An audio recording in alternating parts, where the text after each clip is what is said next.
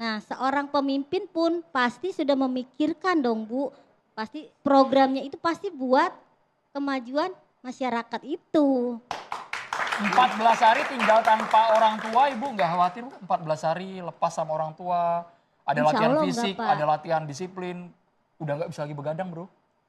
Insya Allah enggak. Soalnya kita percaya loh Pak sama programnya pemerintah itu pasti kan mereka sudah memastikan yang terbaik buat anak-anak kita kan. Makanya kalau menurut saya sih kayaknya tuh dengan adanya program Pak Deddy Mulyadi, maaf ya Pak Deddy saya sebut lagi, saya kagak kenal Pak Deddy nih.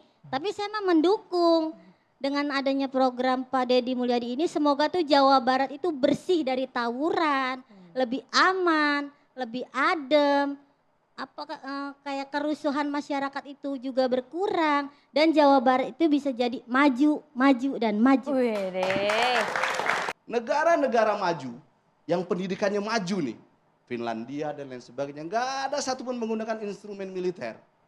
Ini Deddy Mulyadi nggak paham ini falsafah. Jangankan Deddy Mulyadi, jangankan ibu-ibu ini ya, Deddy Mulyadi aja nggak paham tentang falsafah. Jadi saya nggak perlu mendebat ibu ini. Jadi ini kalau pendapat ibu ini begini-begini ya wajar-wajar saja. Hai, salam kenal. Namaku Diana.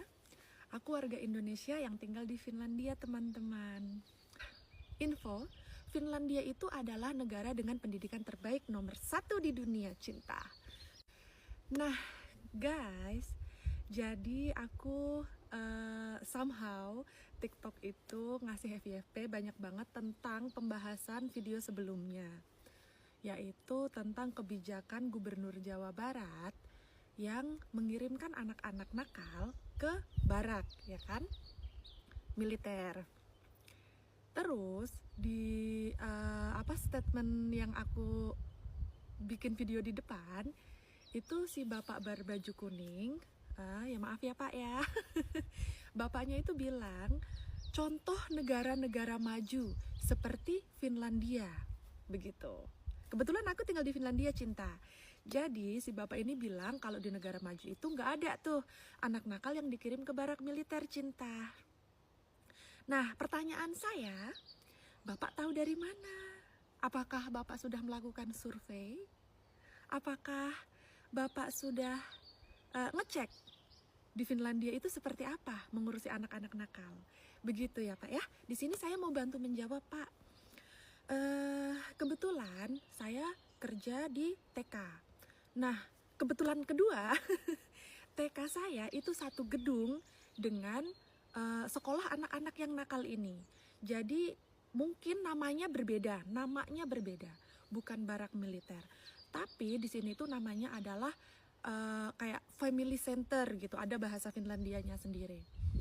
Nah, family center ini sistemnya kurang lebih sama, cuma nggak diajarkan kayak di Indonesia kan diajarkan untuk baris berbaris menjadi kayak wajib militer ya. Nah, itu nggak kayak gitu, cuman caranya kurang lebih sama mirip lah. Jadi itu khusus untuk anak-anak yang bandel, yang nggak mau sekolah, anak-anak yang suka tawuran dan lain sebagainya, samalah kayak di situ gitu ya. Atau anak-anak yang sudah ini kebiasaan mengkonsumsi minuman yang tidak seharusnya, yang di bawah umur. Terus untuk anak-anak yang udah kecanduan gitu kan sama barang-barang yang dilarang gitu, itu akan dimasukkan ke situ, cinta. Begitu. Jadi sistemnya sama, dia akan dimasukkan ke dalam sekolah ini dan dia pun menginap di situ. Jadi dia tidak tinggal dengan keluarganya, tapi dia dimasukkan ke dalam situ. Di situ sama sistemnya, ada kalau sakit ada ada dokter bisa dibawa ke rumah sakit. Terus psikolog juga ada, psikiater atau apapun itu tuh disediakan. Ada gurunya juga. Terus dia sekolah juga, tapi satu hal, dia itu sekolahnya nggak di situ, ditaruh di sekolahan, tapi untuk antar jemput ke sekolah itu yang antar jemputnya itu bapak polisi. Begitu, cinta. Pertanyaanku, polisi sama TNI sama nggak sih? Beda ya. Tapi itu militer juga nggak sih? Jatuhnya sama-sama aparat negara kan, aparat keamanan kan. Jadi dia antar jemputnya sama bapak polisi.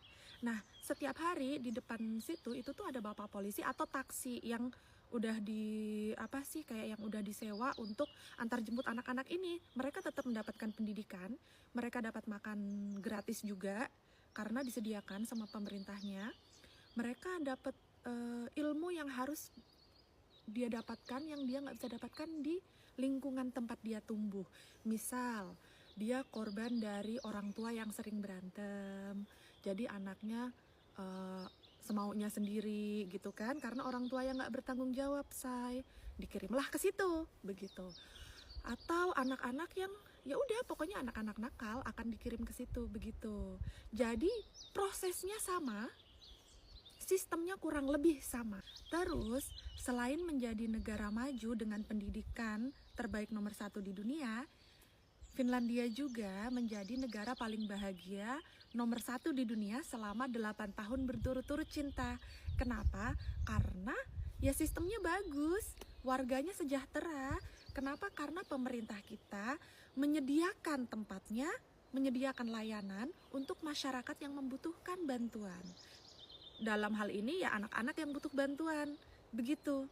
Jadi secara nggak langsung di sini aku mau bilang kepada Gubernur Jawa Barat, Bapak hebat karena sudah menerapkan sistem yang ada di sini, dibawa ke Indonesia, negara kita tercinta, begitu. Jadi untuk aku pribadi, aku bukan masyarakat Jawa Barat, aku adalah orang Sumatera yang tinggal di Finlandia. Jadi nggak ada urusan sangkut paut dengan politik. Aku hanya ingin ngasih tahu, menginformasikan kalau sistem itu tuh luar biasa, hebat. Jadi kalau bilang hak asasi dan lain sebagainya, aku kurang paham. Cuman untuk sistemnya, ya kurang lebih sama. Walaupun mungkin agak berbeda sistemnya, tapi kurang lebih mirip lah gitu, dan itu keren. Jadi di sini anak-anak nakal juga akan dikirim, cuma bukan dikirim ke barak, tapi dikirimnya ke family center. Dan satu, orang tua nggak tinggal di situ ya, orang tua bisa nengokin seminggu sekali atau berapa hari sekali, begitu. Jadi nggak setiap hari orang tua bisa nengokin. Sistemnya kurang lebih mirip lah, dan itu hebat.